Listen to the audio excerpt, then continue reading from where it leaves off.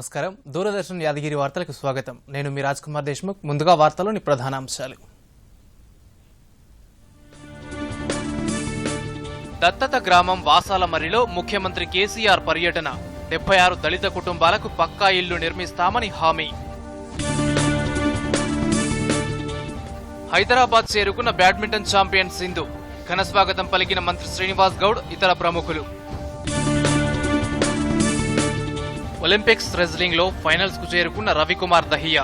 అర్జెంటీనాకు గట్టి పోటీనిచ్చిన మహిళా హాకీ జట్టు కాంస్య పథకం కోసం ఈ నెల 6న బ్రిటన్తో ఢీ. 3 లక్షల కోట్లతో సమగ్ర శిక్ష 2 విద్యా పథకానికి కేంద్ర మంత్రివర్గం ఆమోదం. ప్రాథమిక విద్య నుంచి ప్రమాణాల మెరుగుదలకు ప్రత్యేక శిక్షణ. లైంగిక వేధింపుల కేసుల విచారణకు 1023 ఫాస్ట్ ట్రాక్ కోర్టులు కొనసాగించేందుకు కేంద్ర మంత్రివర్గం ఆమోదం. మహిళలతో పాటు చిన్నారులపై పెరిగే నేరాలు కూడా ఫాస్ట్ ట్రాక్ కోర్టులలో విచారణ. Insurance and credit guarantee corporation సవరణ బిల్లుకు మద్దతు తెలిపిన టీఆర్ఎస్ సభ్యులు. రాజ్యసభలో 6 టీఎంసీ సభ్యుల సస్పెన్షన్. కోవిడ్ మహమ్మారిని అరికట్టేందుకు ప్రతి ఒక్కరూ తప్పనిసరిగా మాస్క్ ధరించాలి, భౌతిక దూరం పాటించాలి, తరచూ చేతులను కడుక్కోవాలి, వ్యక్తిగత శుభ్రతను పాటించాలి. అర్హత ఉన్న వారందరూ తప్పనిసరిగా వ్యాక్సినేషన్ వేయించుకోవాలి.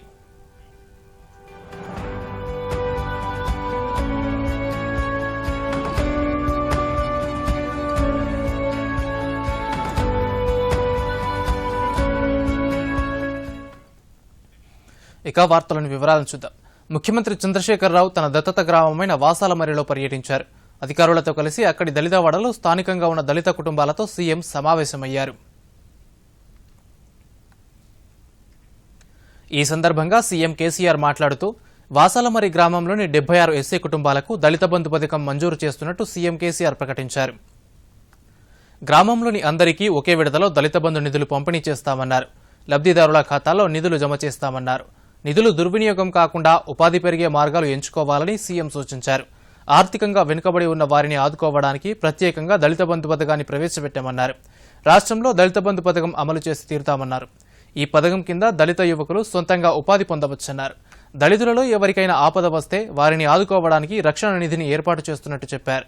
వాసాలమర్రిలోని దళిత కుటుంబాల వారికి పక్కా ఇళ్లు కట్టించి ఇస్తామని ప్రకటించారు. కుల వృత్తులపై ఆధారపడిన వారిని ఎన్నో రకాలుగా ఆదుకుంటున్నామని సీఎం కేసీఆర్ అన్నారు.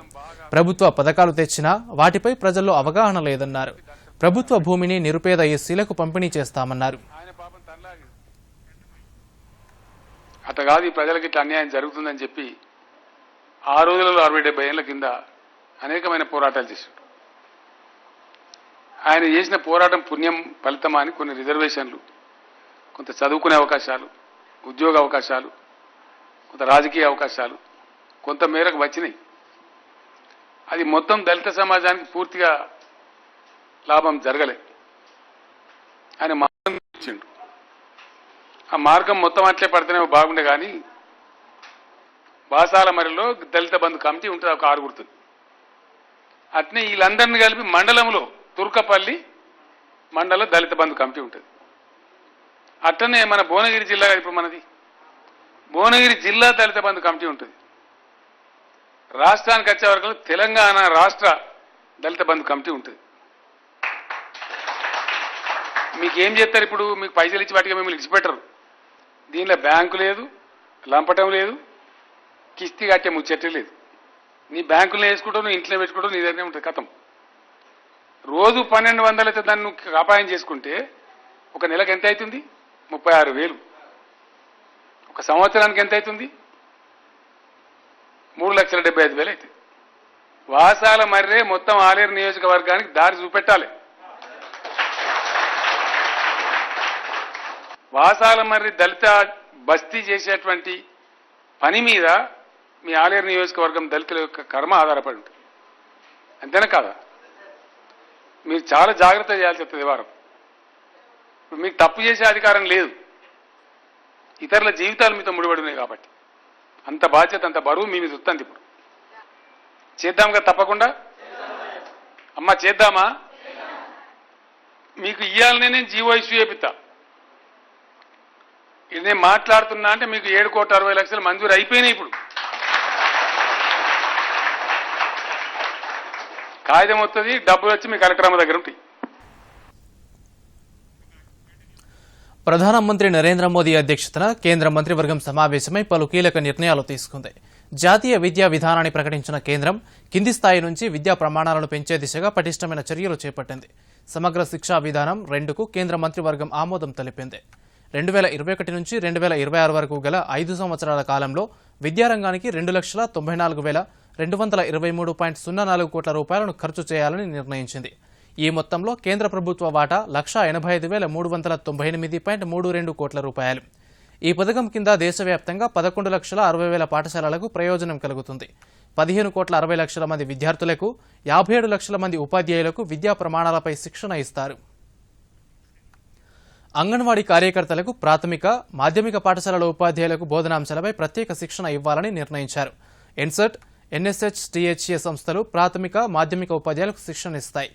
ఎస్సీ, ఎస్టీ వర్గాలు, దివ్యాంగులు చదువుకునేందుకు 2,000 రూపాయలను అందజేస్తారు. ప్రభుత్వ పాఠశాలలో ప్లే స్కూల్స్ను కూడా ప్రారంభిస్తారు. లైంగికపరమైన నేరాల విచారణకు ఫాస్ట్ ట్రాక్ కోర్టుల సంఖ్యను పెంచారు. మహిళలతో పాటు చిన్నారులపై జరిగే నేరాలను కూడా ఫాస్ట్ ట్రాక్ కోర్టులు విచారిస్తాయి. కేంద్ర మంత్రివర్గ నిర్ణయాలను సమాచార ప్రసార శాఖ మంత్రి అనురాగ్ సింగ్ ఠాకూర్, విద్యాశాఖ మంత్రి ధర్మేంద్ర ప్రధాన్ మీడియాకు వివరించారు. राज्य की सरकारों का होगा, शिक्षा समाज के सभी वर्गों तक समान रूप में पहुंच सके और शिक्षा की गुणवत्ता में सुधार हो, इसी उद्देश्य से वर्ष 2018 में समग्र शिक्षा योजना लागू की गई थी. अब उसको और बेहतर करके उसको आगे और बढ़ाने का निर्णय किया है. 1 अप्रैल 2021 से बढ़ाकर इसको मार्च 2026 तक किया जाएगा. इसमें कुल मिलाकर 2,94,283 करोड़ का वित्तीय प्रावधान होगा, जिसमें केंद्र की हिस्सेदारी 1,85,398 करोड़ रहेगी. ये योजना सरकारी और सरकार द्वारा सहायता प्राप्त 11.6 लाख स्कूल और 15.6 करोड़ छात्र और 57 लाख शिक्षकों को कवर करेगी. समग्र शिक्षा 2 आज cabinet committee on economic affairs ने उसको मंजूरी दी है. 2,94,000 करोड़ रुपया की आने वाले मार्च 2026 तक, 21 से 26 तक की इस 5 साल में लगभग 3 लाख करोड़ रुपया की एक रकम भारत की स्कूली शिक्षा में जोड़ा गया है. प्रधानमंत्री बिंदु पे फोकस है.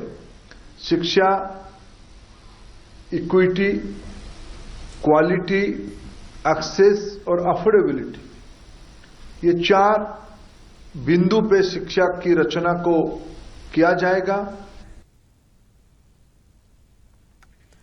టోక్యో ఒలింపిక్స్ లో భారత క్రీడాకారులు జావెలిన్ త్రో, రెజ్లింగ్ లో అద్భుతంగా రాణించారు.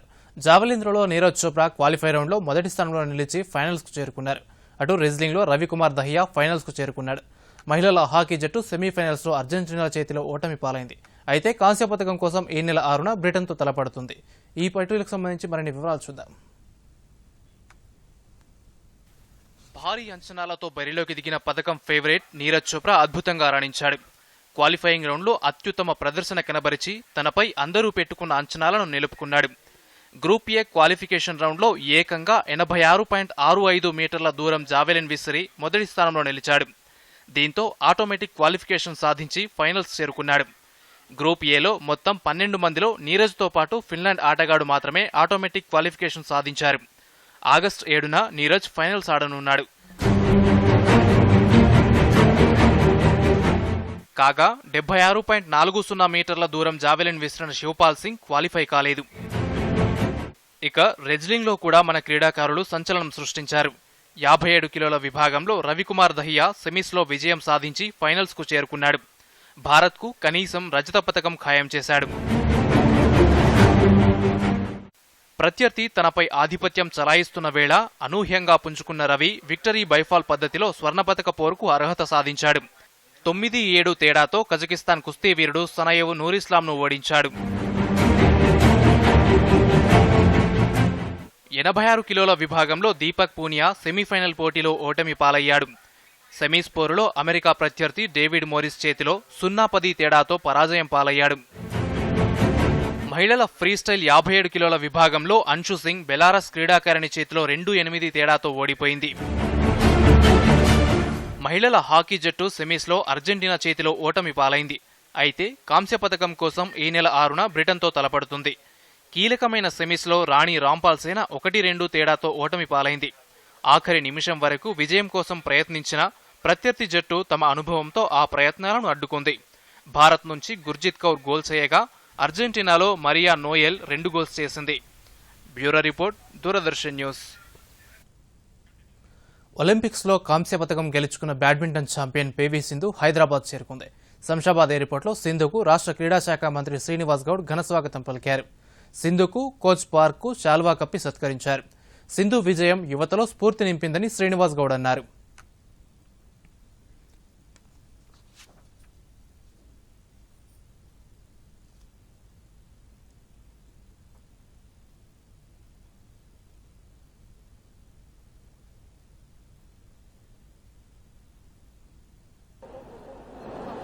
పీవీ సింధు ఇలా భారతదేశానికి, తెలుగు రాష్ట్రాలకు గొప్ప పేరు తెచ్చినటువంటి ఈ దేశ ప్రజలు ఈరోజు గర్వించే రీతిలో, ముఖ్యంగా యువత మొత్తం కూడా గర్వించే రీతిలో ఇలా దేశాన్ని 2 సార్లు మెడలు సాధించి గొప్ప పేరు తేవడం చాలా సంతోషంగా ఉంది. ఇప్పుడే ల్యాండ్ అయ్యాను. అండ్ అలాగే సింధు మాట్లాడుతూ కాంస్య పథకం గెలుచుకోవడం సంతోషంగా ఉందన్నారు. తెలంగాణ ప్రభుత్వం క్రీడాకారులను ప్రోత్సహిస్తోందని thank you so much sir. మీ సపోర్ట్ వల్ల అండ్ ఎప్పుడు ఏమడిగినా మీరు కాదనకుండా ఇమీడియట్ గా పర్మిషన్ ఇవ్వడం జరిగింది ఏ విషయంలో అయినా.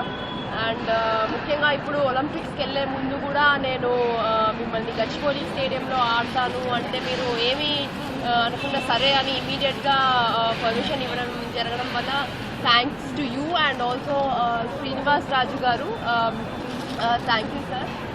అవార్డ్స్ అండ్ రివార్డ్స్ తెచ్చుకున్నాను నేను కోరుకుంటున్నాను. అలాగే స్పెషల్ థ్యాంక్స్ టు సజ్జన్నార్ గారు and the whole police team, వాళ్ళు కూడా ఎంతో సపోర్ట్ చేశారు సార్. అఫ్కోర్స్ మీరందరూ మీ సపోర్ట్ వల్ల మేము ఇక్కడ ఉన్నాము. Special thanks to you all media guys, because మీరు మమ్మల్ని ఎంతో సపోర్ట్ చేసి ఎవ్రీడే మా గురించి రాసి ఎప్పుడు ఆన్ పేపర్ ఎప్పుడు ఫస్ట్ ఉంటారు ఎక్కడైనా. Thank you so much for your support. Pegasus గూఢచర్యం, సాగు చట్టాలు తదితర అంశాలపై పార్లమెంట్ ఉభయ సభల్లో ప్రతిపక్షాలు కార్యకలాపాలకు అంతరాయం కల్పించాయి. దీంతో లోక్సభ, రాజ్యసభ పలుమార్లు వాయిదా పడ్డాయి.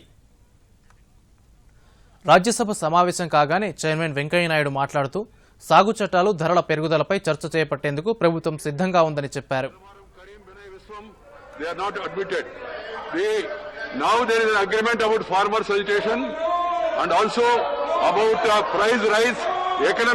economic situation, the government also has expressed willingness to discuss. Let us discuss farmers issue. Let us discuss economic situation, price rise and other issues. This is not the way. This is not the way. Please go back to your seats. Please go back to your seats. అయితే Congress, TMC, వామపక్ష తదితర విపక్ష సభ్యులు Pegasus phone tapping, ఇతర అంశాలపై తామిచ్చిన వాయిదా తీర్మానాలపై చర్చ చేపట్టాలని డిమాండ్ చేశారు. నినాదాలు చేస్తూ వెల్లోకి వచ్చారు. ఈ దశలో సభా కార్యక్రమాలకు అంతరాయం కలిగిస్తున్న 6 తృణమూల్ కాంగ్రెస్ సభ్యులను ఒకరోజు పాటు చైర్మన్ వెంకయ్యనాయుడు సస్పెండ్ చేశారు. గందరగోళం కొనసాగుతుండగానే deposit insurance and credit guarantee corporation సవరణ బిల్లుకు సభ ఆమోదం తెలిపింది. టీఆర్ఎస్ సభ్యుడు లింగయ్య యాదవ్ మాట్లాడుతూ ఈ బిల్లుకు తమ పార్టీ మద్దతిస్తుందని ప్రకటించారు. అదేవిధంగా సభ ముందుకొచ్చిన ఎయిర్పోర్ట్స్ అథారిటీ సవరణ బిల్లుకు కూడా టీఆర్ఎస్ మద్దతు తెలిపింది. టీఆర్ఎస్ సభ్యుడు కేఆర్ సురేష్ రెడ్డి మాట్లాడుతూ మద్దతు తెలిపారు. బ్యాంకుల్లో దాచుకున్నటువంటి గతంలో 1 లక్ష రూపాయల వరకు ఉండే, ఇది 5 లక్షల వరకు పెంచడం పట్ల, ఇన్సూరెన్స్ కల్పించడం పట్ల మేమందరం కూడా సంతోషాన్ని వ్యక్తం చేస్తున్నాం. ఇది పేద ప్రజలకు అనుకూలమయ్యే బిల్లు. దీనికి అనుకూలంగా సెక్షన్ 15, 21, 18 నూతనంగా చేర్చినందుకు గౌరవ ఆర్థిక మంత్రి నిర్మలా సీతారామన్ గారికి ధన్యవాదాలు. For a luxury travel, air travel is very essential. We have seen it has come to the common man who use air travel. So sustaining the airports and the travel facility is very essential. The government has come forward with a bill which takes care of these requirements.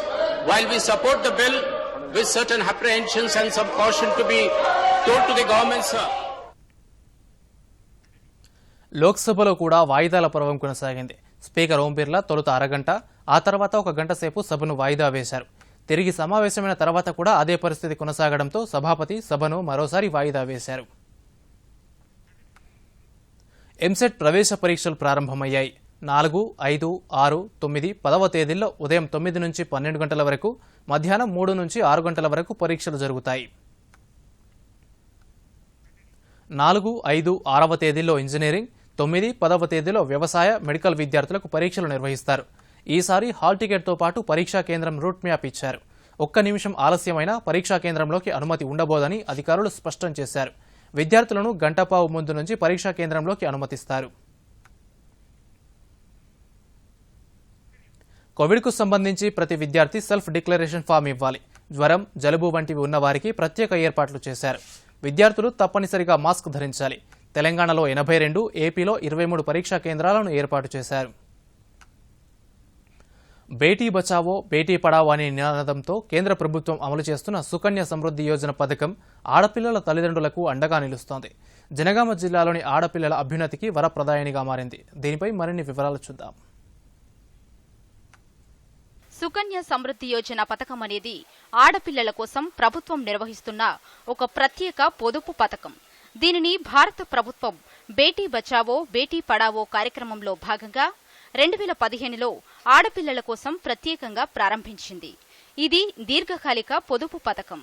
ఆడపిల్లల భవిష్యత్తుకి ఆర్థిక భరోసా కల్పించేందుకు ఉన్నత విద్య, వివాహ సమయాల్లో తోడ్పాటునిస్తుంది. ఆడపిల్ల పుట్టిన తేదీ నుంచి ఆమెకు 10 సంవత్సరాల వయసు వచ్చేలోపు ఎప్పుడైనా తల్లిదండ్రులు లేదా సంరక్షకుడు ఈ ఖాతాను బ్యాంకులు లేదా పోస్టాఫీసుల్లో తెరవచ్చు. సంవత్సరానికి కనీసం 250 రూపాయల నుంచి గరిష్టంగా 1,50,000 రూపాయల వరకు ఈ ఖాతాలో జమ చేయవచ్చు. ఖాతా తెరిచిన సంవత్సరం నుంచి 14 సంవత్సరాల పాటు అందులో డబ్బులు డిపాజిట్ చేయవచ్చు. అమ్మాయికి 21 సంవత్సరాల వయస్సు వచ్చిన తర్వాత ఖాతాలోని మొత్తానికి వడ్డీని జమ చేసి అందించబడుతుంది. కొన్ని ప్రత్యేక సందర్భాల్లో అంతకంటే ముందు ఖాతాలో డబ్బును ఉపసంహరించుకునే వీలుంటుంది. కేంద్ర ప్రభుత్వం అమలు చేస్తున్న ఈ కార్యక్రమానికి ప్రజల నుంచి మంచి స్పందన లభిస్తోంది. జనగామ జిల్లాలోని 155 బ్రాంచ్ పోస్టాఫీసులతో పాటు 15 సబ్ పోస్టాఫీసులలో ఈ పథకాన్ని వినియోగించుకోవడానికి అనేక మంది ముందుకు వస్తున్నారు. Gudur branch post master Hemasri దూరదర్శన్తో మాట్లాడుతూ సుకన్య పథకం ద్వారా ఆడపిల్లల తల్లిదండ్రులకు భరోసా లభించిందని తెలిపారు. ఈ సుకన్య సమృద్ధి యోజన పథకము ఎలాగంటే ఆడపిల్ల పుట్టిన తేదీ నుంచి 10 సంవత్సరాల లోపు ఉన్న వయసు ఆడపిల్లలు కట్టుకోవచ్చు. ఇది 250 రూపాయలకి మించకుండా, తక్కువ కాకుండా 1,50,000 రూపాయల వరకు సంవత్సరాల వరకు కట్టుకోవచ్చు. ఈ పేద తల్లిదండ్రులకి ఈ సుకన్య సమృద్ధి యోజన పథకం ఎంతో ఉపయోగపడుతుంది. జనగామ జిల్లా పలువురు లబ్ధిదారులు దూరదర్శన్తో మాట్లాడుతూ తమ ఆడపిల్లల భవిష్యత్తుకు ఈ పథకం అండగా నిలుస్తుందని ఆనందం వ్యక్తం చేశారు. ఈ ఆడపిల్లల తల్లిదండ్రులకు భారం పడుతున్న క్రమంలో ఈ మన నరేంద్ర మోడీ గారు ఈ సుకన్య సమృద్ధి యోజన పథకం పెట్టినందుకు వాళ్ళ భారం బాగా తగ్గింది. అధిక వడ్డీ ఇవ్వడంతో ఈ స్కీమ్ పెట్టినందుకు మన నరేంద్ర మోడీకి ధన్యవాదాలు తెలియజేస్తున్నాను. సుకన్య పాలసీ గురించి నరేంద్ర మోడీ గారు ప్రవేశపెట్టినప్పుడు చాలా సంతోషకరంగా అనిపించింది. మాలాంటి చిన్న వాళ్లకు ఆదుకోవడానికి ఇలాంటి స్కీములు చాలా ఉపయోగపడతాయి. ఒకసారి ఖర్చులు పెద్దగా విపరీతంగా ఉన్నాయి కాబట్టి ఆ ఖర్చులను తట్టుకోవాలంటే, చదివించాలన్నా, రేపు ఏదైనా వాళ్ళకు భవిష్యత్తు మంచిగా ఉండాలన్నా మనం ఇలాంటి చిన్న చిన్న పొదుపులు చేసుకుంటూ పెద్ద అమౌంట్ పొందడానికి ఇది ఎంతో సహాయపడుతుంది. Bureau report, Doordarshan news. Hyderabad శివార్లలోని సర్దార్ వల్లభాయ్ పటేల్ జాతీయ పోలీస్ అకాడమీలో శిక్షణ పొందిన ఐపీఎస్ అధికారుల పాసింగ్ అవుట్ పరేడ్ ఈ నెల 6వ తేదీన జరుగుతుందని అకాడమీ డైరెక్టర్ అతుల్ కర్వాల్ తెలిపారు. అకాడమీ ప్రాంగణంలో జరిగిన మీడియా సమావేశంలో అతుల్ కర్వాల్ మాట్లాడుతూ 72వ బ్యాచ్కు చెందిన 178 మంది పోలీసు అధికారులు శిక్షణ పూర్తి చేసుకున్నారని తెలిపారు. వీరిలో 144 మంది మన దేశానికి చెందిన వారు కాగా 34 మంది భూటాన్, నేపాల్, మాల్దీవులు, మారిషస్ అధికారులు కూడా ఉన్నారు. మొత్తం శిక్షణ పొందిన వారిలో 33 మంది మహిళా అభ్యర్థులున్నారు. తెలంగాణ నుంచి 9, ఆంధ్రప్రదేశ్ నుంచి 9 ఈ బ్యాచ్ లో శిక్షణ పూర్తి చేసుకుంటున్నారు. ఐపీఎస్ అభ్యర్థులు 15 వారాల పాటు ముస్సోరి, హైదరాబాద్ లోని మర్రి చెన్నారెడ్డి మానవ వనరుల సంస్థలో శిక్షణ పొందారు. ముఖ్యంగా సైబర్ క్రైమ్ పై శిక్షణ ఇవ్వడం జరిగిందని అతుల్ కర్వాల్ తెలిపారు. 144 officers of the Indian Police Service would pass out day after tomorrow from this academy to join their active duties in the service of the nation. Along with them, we have 34 foreign officers also who got trained with them from 4 friendly nations, Bhutan, Nepal, Maldives and Mauritius. So this total batch of 178 would have a passing out parade in the morning of August 6th. I think all of you would be aware that the police training, in particular the IPS training, is very strenuous and demanding. కాగా శిక్షణ తీసుకున్న అభ్యర్థులకు వివిధ అంశాల్లో పోటీలు నిర్వహించారు. విజేతలైన 11 మందికి Dikshant parade సందర్భంగా ట్రోఫీలు అందజేశారు.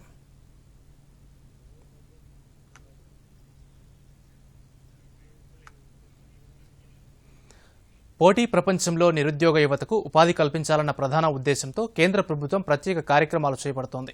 నిరుద్యోగ సమస్యతో నిరాశకు గురవుతున్న గ్రామీణ యువతలో నైపుణ్యం పెంపొందించాలనే ఉద్దేశంతో కేంద్ర ప్రభుత్వ సంస్థ ఆర్సెటి స్వయం ఉపాధి మార్గాలను చూపుతోంది. ఆదిలాబాద్ జిల్లాలోని యువతకు ఉచిత శిక్షణ అందిస్తూ ఉపాధి బాటలు వేస్తోంది. దీనికి సంబంధించి మరిన్ని వివరాలు చూద్దాం. ఆర్థిక ఇబ్బందుల నేపథ్యంలో గ్రామీణ ప్రాంత యువత అరకొర చదువులకే పరిమితమై ఎటువంటి నైపుణ్యాలు లేక తగిన ఉపాధి పొందలేకపోతున్నారు. ఇటువంటి వారికి శిక్షణనిచ్చి ఉపాధికి బాటలు వేయాలనే ఉద్దేశంతో కేంద్ర ప్రభుత్వం గ్రామీణ స్వయం ఉపాధి శిక్షణ సంస్థ rural self employment training institute ఆర్సెటిని ఆదిలాబాద్ జిల్లా ఉట్నూరులో ప్రారంభించింది. స్టేట్ బ్యాంక్ పర్యవేక్షణలో కుమరంభీం ప్రాంగణం ఆవరణలో స్వయం ఉపాధి శిక్షణ సంస్థ కొనసాగుతోంది. గ్రామీణ ప్రాంతాల్లో సదస్సులు నిర్వహించి శిక్షణ కేంద్రంలో ప్రవేశాలపై అవగాహన కల్పిస్తున్నారు. కనీసం 10వ తరగతి వరకు చదివిన నిరుద్యోగ యువతకు వివిధ కోర్సులలో శిక్షణ ఇస్తున్నారు. పురుషులకు phone repairing, 2 wheeler repairing, computer course, photography, electric motor winding రంగాల్లో శిక్షణ ఇస్తున్నారు. మహిళలకు కుట్టు, మగ్గం వర్క్, ఎంబ్రాయిడరీ, సౌందర్య పోషణపై శిక్షణ ఇస్తున్నారు. శిక్షణకు ఎంపికైన వారికి ఉచితంగా 30 రోజుల పాటు తరగతులు నిర్వహిస్తున్నారు. వసతి, భోజన సదుపాయం కల్పిస్తున్నారు. వ్యక్తిత్వ వికాసం, యోగాపై అవగాహన కల్పిస్తున్నారు.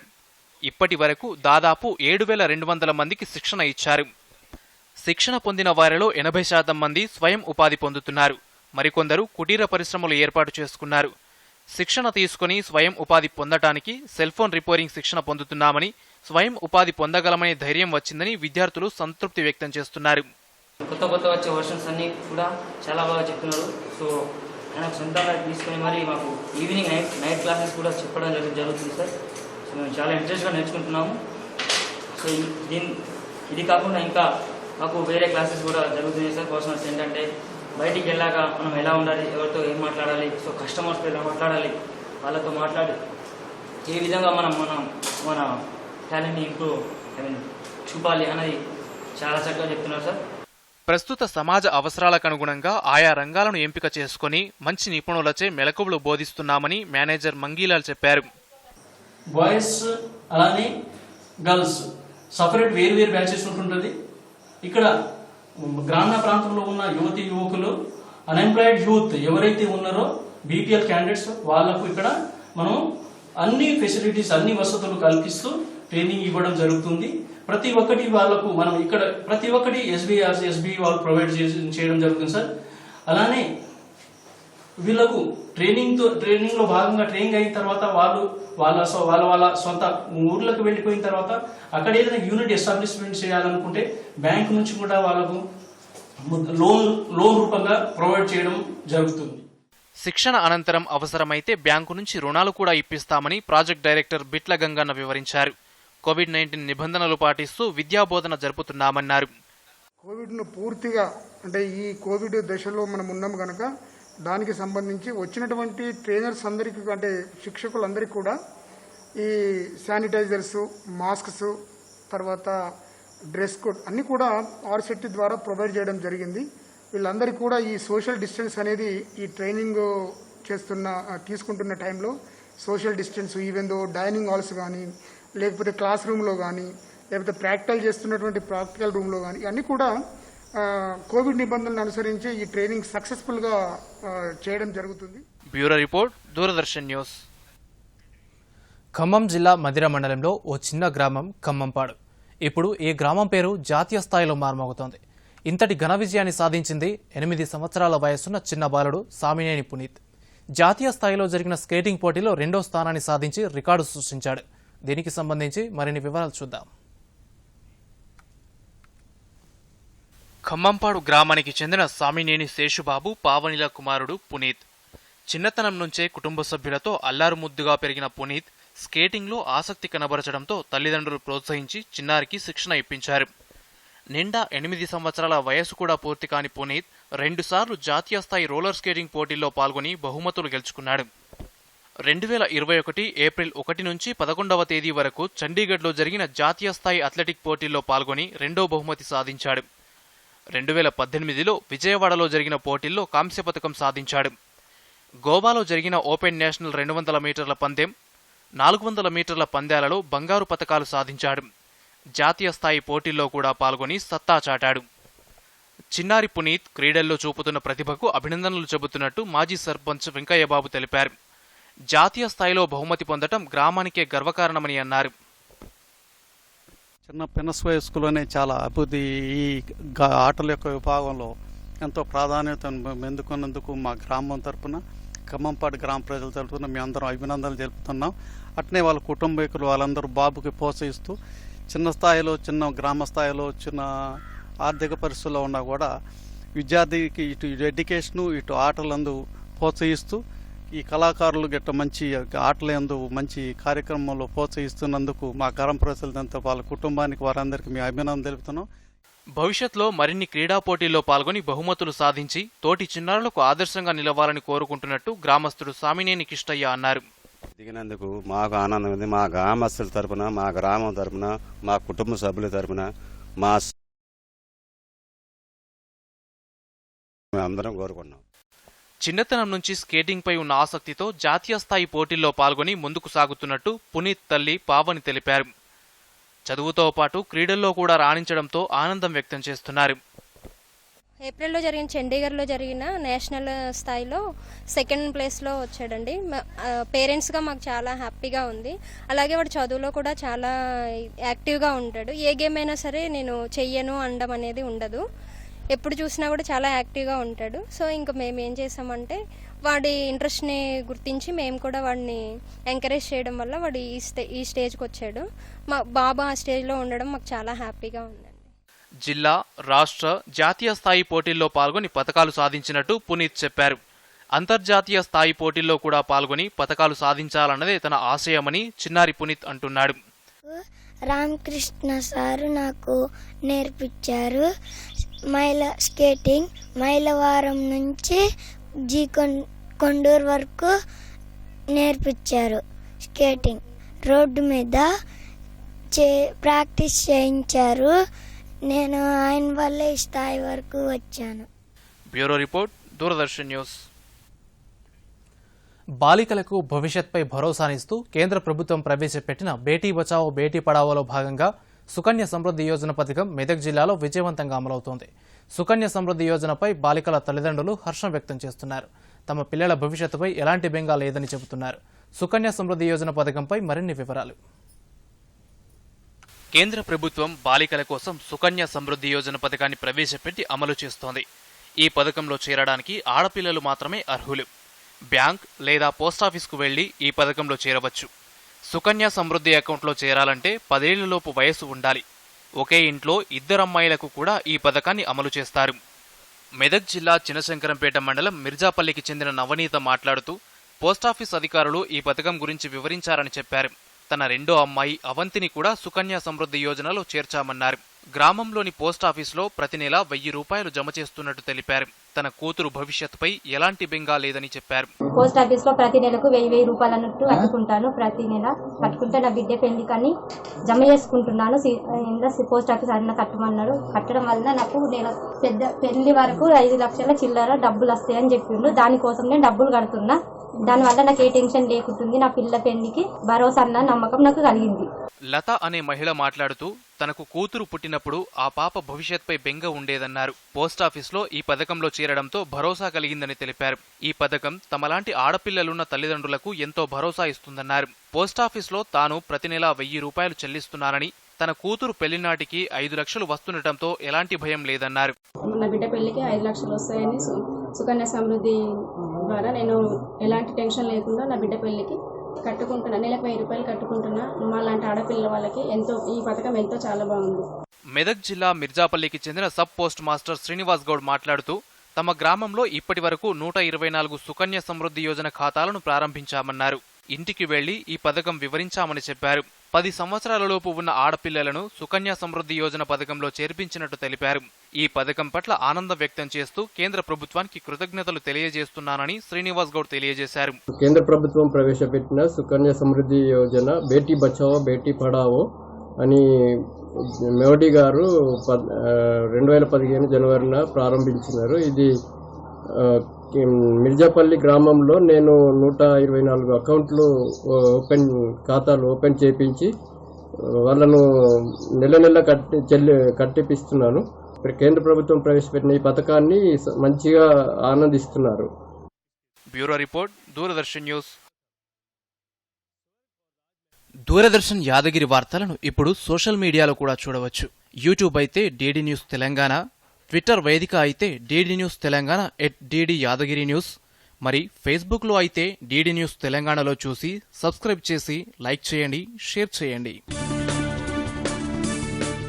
దత్తత గ్రామం వాసాలమర్రిలో ముఖ్యమంత్రి కేసీఆర్ పర్యటన. 76 దళిత కుటుంబాలకు పక్కా ఇల్లు నిర్మిస్తామని హామీ. హైదరాబాద్ చేరుకున్న బ్యాడ్మింటన్ ఛాంపియన్ సింధు. ఘనస్వాగతం పలికిన మంత్రి శ్రీనివాస్ గౌడ్, ఇతర ప్రముఖులు. ఒలింపిక్స్ రెజ్లింగ్ లో ఫైనల్స్ కు చేరుకున్న రవికుమార్ దహియా. అర్జెంటీనాకు గట్టి పోటీనిచ్చిన మహిళా హాకీ జట్టు కాంస్య పథకం కోసం ఈ నెల 6న బ్రిటన్తో ఢీ. 3 లక్షల కోట్లతో సమగ్ర శిక్ష 2 విద్యా పథకానికి కేంద్ర మంత్రివర్గం ఆమోదం. ప్రాథమిక విద్య నుంచి ప్రమాణాల మెరుగుదలకు ప్రత్యేక శిక్షణ. లైంగిక వేధింపుల కేసుల విచారణకు 1023 ఫాస్ట్ ట్రాక్ కోర్టులు కొనసాగించేందుకు కేంద్ర మంత్రివర్గం ఆమోదం. మహిళలతో పాటు చిన్నారులపై పెరిగే నేరాలు కూడా ఫాస్ట్ ట్రాక్ కోర్టులలో విచారణ. Insurance and credit guarantee corporation సవరణ బిల్లుకు మద్దతు తెలిపిన టీఆర్ఎస్ సభ్యులు. రాజ్యసభలో 6 టీఎంసీ సభ్యుల సస్పెన్షన్.